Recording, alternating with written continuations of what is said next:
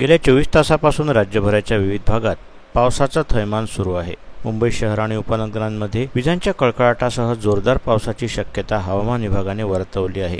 आगामी 3 ते 4 तासात काही भागात वादळी वाऱ्यासह मुसळधार पाऊस कोसळण्याची शक्यता असून मुंबईच्या नागरिकांना काळजी घेण्याचं आवाहन करण्यात आलं आहे. संततधार पावसामुळे मुंबईची लोकल सेवाही काहीशी प्रभावित झाली असून मुंबई शहर आणि उपनगरांसह ठाणे जिल्ह्यात रविवारी रात्रीपासून जोरदार पाऊस कोसळला. तसेच सोमवारी सकाळीही तशीच परिस्थिती असल्यानं मध्य रेल्वेवरील लोकल सेवा कोलमडली.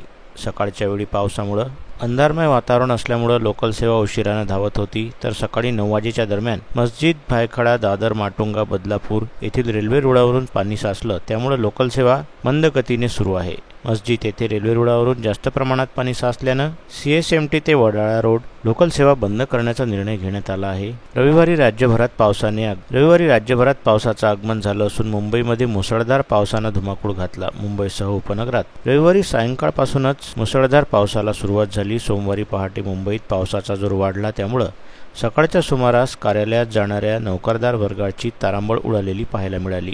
आगामी 4 ते 5 तास मुंबईकरांना सावधानतेचा इशारा बाळगण्याचे आवाहन हवामान विभागाकडून करण्यात आले आहे.